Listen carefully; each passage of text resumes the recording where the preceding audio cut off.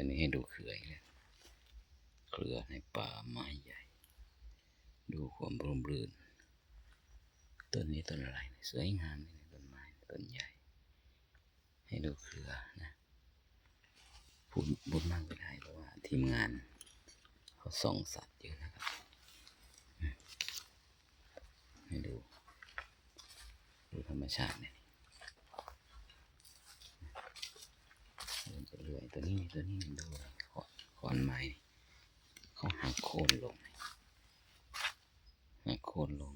ไม้แต่หักโค่นลงก็ยาวเป็นหนนานหลายปีนะจนเขาขึ้นในนี้ถ้าหักลงใหม่ๆนี่ช่วงอะไรล่ะช่วงอะไรนี่ปี2 ปีนี่มันจะที่เปลือกเขานี่จะมีเห็ดเกิดเยอะนะครับเห็ดบดเห็ดธรรมชาติเห็ดป่าเนี่ยแหละให้ดูความอุดมสมบูรณ์ของป่านะธรรมชาติป่าสัตว์โลกต้องอยู่คู่กันเพื่อความสมดุลนะครับอันนี้มีเครือเยอะแยะเลยให้ดูอันนี้ไม่เจอแดดเลยให้ดูนี่คืออะไรตัวนี้คือสมุนไพรอยู่บ้านนี้ดมเบิ้งหอมพี่น้องหอม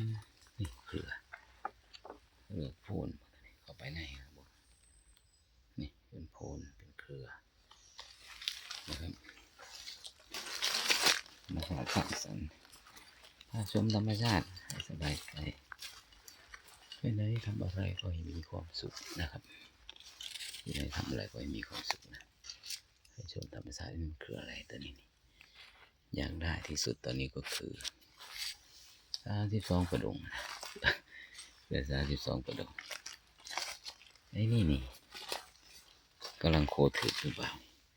คือเขาโคในโคถึกนี่กำลังโคถึกนี่เบื้องน้ำดูเบื้องน้ำกำลังโคถึกนี่โฟกัสอยู่นี่สิหมุนเข้าป่าอย่างนั้นหมุนเข้ามาโคถึกนะกำลังโคถึกงามสามแย้มนี่กำลังโคถึกเนี่ยนี่พ่อแม่แล้วเนาะขอเรื่องสมุนไพรนั่นเครือนะไม่รู้เครือปุ่มเป่าอันนี้นะครับยุงก็มีด้วย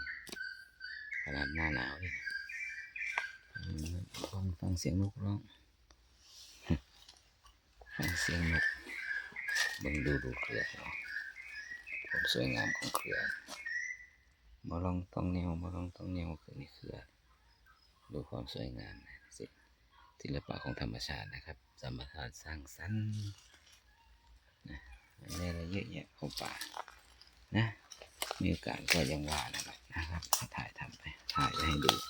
แบ่งปันกันนะครับคนไม่มีโอกาสและนี่คืออะไรเสมาทางไหนลงกับคืออะไรนะเขาพันกันลงอย่างนี้ลงพันไปอันนี้คือธรรมชาติศิลปะของธรรมชาตินะครับความเป็นธรรมชาติกลมเกี่ยวกันธรรมชาติขึ้นน้ำกันพากันขึ้นเพื่อไปรับแสงเพื่อผลประโยชน์น้ำกันมนุษย์เท่าล่ะจังไดล่ะกลมเกี่ยวกันอยู่บ่กลมเกี่ยวเป็นบางเถื่อบ่ยังไงก็รักกันไว้นะครับคนเรามนุษย์เราเป็นผู้ฉลาดนะครับมนุษย์เราผู้วิเศษผู้ฉลาดนะครับอันนี้ทั้งนั้นก็ทุกสิ่งทุกอย่างต้องมีความลงตัวความสมดุลอันนี้ต้นไม้เขาก็ไปด้วยกันไปขึ้นไปโน่นเพื่อรับแสงสูงนะก็คงความลำบากคงมีทุกที่นะครับเพื่อในสิ่งเสียงนก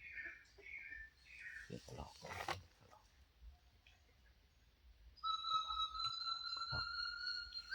ก็มีนะครับนั่นเดี๋ยวรบกวนทีมงานเขาจะส่งสัญ